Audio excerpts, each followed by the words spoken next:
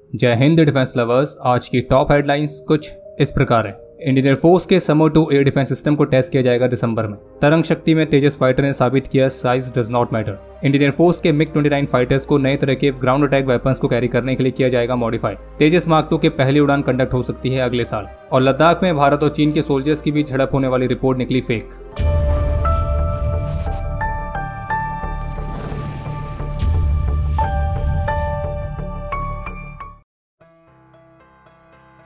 DRDO officials की तरफ से दी गई जानकारी के मुताबिक जैसलमेर के फील्ड फायरिंग रेंजेस में डीआरडीओ द्वारा इंडियन आर्मी के लिए स्वदेशी तौर पर विकसित की गई man portable anti tank guided missile को सफलतापूर्वक टेस्ट फायर किया गया था। और भारत की जो ये man portable anti tank guided missile है, इसे दिन और रात किसी भी तरह की स्थिति में ऑपरेट किया जा सकता है और एक टॉप अटैक कैपेबिलिटी के साथ आती है। और जबकि टैंक वॉरफेयर के लिए इसमें डुअल मोड सीकर जैसे फीचर्स भी देखने को मिलते हैं। इसके अलावा एक इंटरेस्टिंग अपडेट यह है जिसमें हिंदुस्तान टाइम्स की रिपोर्ट में इंडियन एयरफोर्स के ऑफिशियल्स के हवाले से बताया गया कि भारत अपने एक और नए locally produce air defence system summer 2 के टेस्ट फायर कंडक्ट करने के लिए तैयार है। और रिपोर्ट के मुताबिक समर 2 के जो पहले फायरिंग ट्रायल्स हैं वो दिसंबर के महीने तक कंडक्ट किए जाएंगे। और इस एयर डिफेंस सिस्टम को विकसित करने में भारत के 2 इंडस्ट्री पार्टनर्स को भी शामिल किया गया है। आपको बता दें कि समर सिस्टम का जो पहला वाला वर्जन था समर 1, तो वो ऑलरेडी इंडियन एयरफोर्स के सर्विस में इंडक्ट हो चुका है और उसकी रेंज 8 किलोमीटर तक है। लेकिन जो समर 2 है उसकी रेंज रहेगी 30 किलोमीटर तक। समर 1 में जहां R73E मिसाइल का इस्तेमाल किया गया है, वहीं समर 2 में R27 मिसाइल का इस्तेमाल किया जाएगा। बाकी तरंग शक्ति की साइडलाइंस आयोजित किए गए इंटरनेशनल डिफेंस एविएशन एक्सपोजिशन में भी इंडियन एयरफोर्स ने अपने समर 1 एयर डिफेंस सिस्टम को शोकेस किया।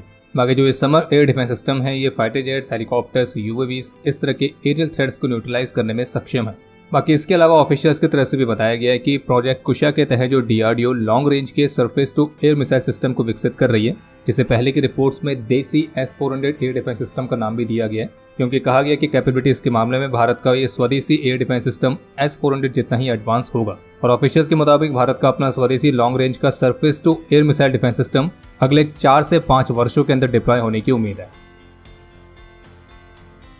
मीडिया के साथ एक इंटरेक्शन में Indian air force chief air chief marshal VR Chaudhari की तरफ से बताया गया कि तरंग शक्ति 2024 एक्सरसाइज के दौरान बिग और मॉडर्न ग्लोबल फाइटर जेट्स के साथ ऑपरेट करते हुए भारत के स्वदेशी फाइटर जेट तेजस ने भी कई अलग अलग वैरायटी के मिशंस को एग्जीक्यूट किया था और इन मिशंस में अपनी काबिलियत को बहुत बेहतरीन तरीके से साबित किया। और चूंकि तरंग शक्ति एक्सरसाइज में पार्टिसिपेट करने वाला तेजस सबसे स्मॉलेस्ट फाइटर जेट था, तो साइज में छोटा होने के बावजूद भी इस एक्सरसाइज में अपनी काबिलियत को साबित करने के साथ तेजस ने यह भी साबित कर दिया कि साइज डज नॉट मैटर।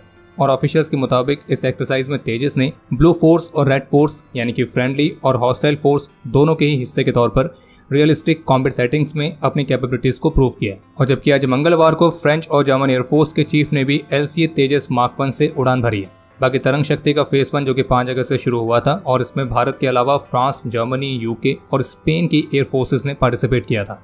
और ये पहली बार था जब तेजस ने इतने बड़े लेवल की एक्सरसाइज में पार्टिसिपेट किया हो। और एयरफोर्स चीफ का कहना है कि तेजस की परफॉर्मेंस से वो बहुत ही ज्यादा खुश हैं और आगे भी वो देश के अंदर या फिर देश के बाहर भी आयोजित होने वाली एयर कॉम्बैट ड्रिल्स में और भी अधिक इस एयरक्राफ्ट को इस्तेमाल करेंगे। और फ्रेंच एयरफोर्स के पायलट जिन्होंने रफाल को तेजस मार्क 1 के खिलाफ मिशन में फ्लाई किया था, तो वो भी तेजस की कैपेबिलिटी से बहुत ही ज्यादा प्रभावित दिखे हैं, क्योंकि उनका भी कहना है कि तेजस में बहुत ही कमाल की मैन्यूवरेबिलिटी है और ये कई अलग अलग वैरायटी के मिशंस को परफॉर्म कर सकता है। और जबकि तरंग शक्ति के sidelines international defence aviation exposition के दौरान मीडिया के साथ इंटरेक्शन में डीआरडीओ साइंटिस्ट की तरफ से कहा गया कि तेजस मार्क 2 की पहली उड़ान 2025 यानी कि अगले साल तक कंडक्ट की जाएगी।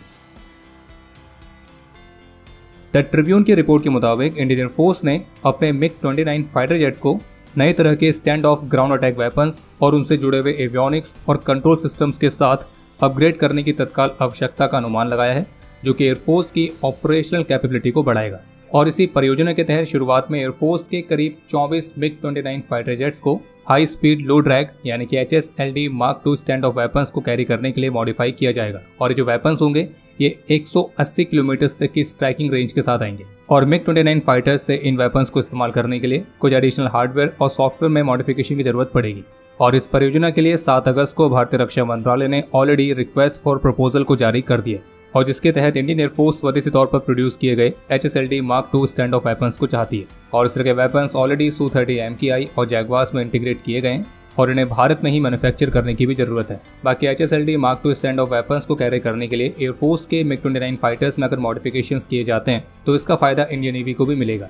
बाकी इंडियन एयरफोर्स अपने MiG-29 फाइटर जेट्स की फ्लीट के सेकंड लाइफ एक्सटेंशन प्रोग्राम की योजना भी बना रही है, जिससे उनकी सर्विस लाइफ को 40 से 50 वर्षों तक एक्सटेंड किया जा सकेगा। और आपको बता दें कि MiG-29 की टेक्निकल लाइफ को बढ़ाने के लिए जो पहला लाइफ एक्सटेंशन प्रोग्राम था उसे मिड 2000 में परफॉर्म किया गया था, लेकिन उस समय MiG-29 की जो लाइफ एक्सटेंड हुई थी तो अब वो टेक्निकल लाइफ 2025 के बाद से एक्सपायर होना शुरू हो जाएगी, और इसलिए अब इंडियन एयरफोर्स MiG-29 के दूसरे लाइफ एक्सटेंशन प्रोग्राम के साथ जाने की योजना बना रही है। बाकी जो MiG-29 फाइटर्स हैं उन्होंने भारत के लिए 1999 के कारगिल वॉर से लेकर 2020 के Bharat China Ladakh stand of में अपनी महत्वपूर्ण भूमिका निभाई है। बाकी अगर आपको एयरफोर्स के MiG-29 फाइटर्स के बारे में डिटेल में जानना है, इसमें किस किस तरह के अपग्रेड हुए हैं, ये किस किस तरह की कैपेबिलिटी रखता है, तो उस पर ऑलरेडी एक वीडियो डिफेंस इनसाइट चैनल पर अपलोड की गई है।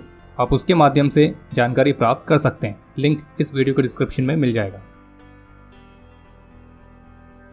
भारतीय स्पेस एजेंसी इसरो की तरफ से सूचित किया गया है कि SSLV की जो तीसरी डेवलपमेंटल फ्लाइट है उसे 16 अगस्त 2024 के लिए शेड्यूल किया गया है। बाकी इसरो की तरफ से दी गई जानकारी के मुताबिक SSLV की इस तीसरी डेवलपमेंटल फ्लाइट के मिशन ऑब्जेक्टिव्स रहेंगे इस व्हीकल सिस्टम की रिपीटेबल फ्लाइट परफॉर्मेंस को डेमोन्स्ट्रेट करना, और इसके अलावा 175.5 किलोग्राम की EOS-08 सैटेलाइट और 0.2 किलोग्राम की SR-0 डेमोसेट पैसेंजर सैटेलाइट को 475 किलोमीटर सर्कुलर ऑर्बिट में इंजेक्ट करना।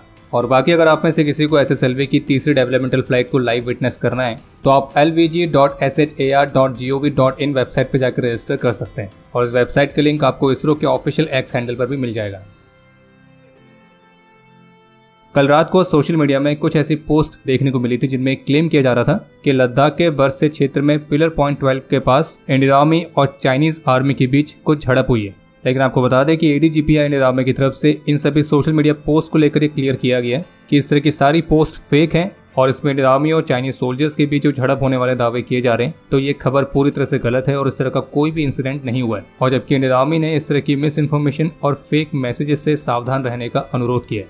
बाकी इसके अलावा जम्मू कश्मीर से भी कुछ अपडेट है, जहां पिछले 3 दिनों से 3 अलग अलग जगहों पर एक साथ 3 काउंटर इंसर्जेंसी ऑपरेशंस जारी हैं, और इन्हीं ऑपरेशंस के बीच आज मंगलवार को northern army commander lieutenant general MV Sujinder Kumar ने जम्मू कश्मीर के चिनाब घाटी में चल रहे एंटी टेररिस्ट ऑपरेशन की समीक्षा करी है, और उन्होंने डोडा और किश्तवाड़ की फॉरवर्ड लोकेशंस को भी विजिट किया था। इसके अलावा एक अपडेट यह है कि बांग्लादेश में चल रहे संकट के बीच इंडियन कोस्ट गार्ड ने भी बांग्लादेश के साथ लगे मैरीटाइम बाउंड्री पर सर्वेलेंस ऑपरेशंस को परफॉर्म करने के लिए अपनी अदर वेसल्स के साथ एयरक्राफ्ट और होवरक्राफ्ट्स को डिप्लॉय किया है, ताकि मैरीटाइम रूट के माध्यम से बांग्लादेश की तरफ से भारत में किसी भी तरह की कोई अवैध घुसपैठ ना हो सके।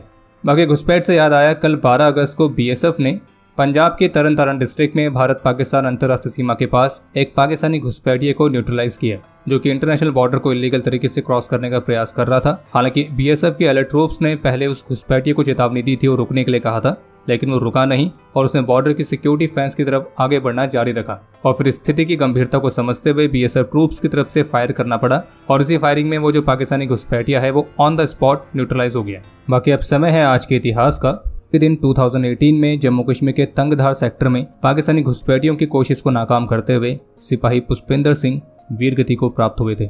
आज ही के दिन 2002 में जम्मू कश्मीर के सोपिया में एक ऑपरेशन के दौरान कैप्टन संजीव पाठक और सूबेदार हजारी लाल ने अपना सर्वोच्च बलिदान दिया था। आज ही के दिन 1965 के वॉर में देश के प्रति अपना कर्तव्य निभाते हुए लेफ्टिनेंट कर्नल MV गोरे वीरगति को प्राप्त हुए थे। और आपके लिए आज का प्रश्न है कि इंडियन एयरफोर्स के जो MiG-29 फाइटर्स हैं उनका निकनेम क्या है। और अब समय है आज के टॉप 3 कमेंट्स का, जो ये रहे आपकी स्क्रीन पर।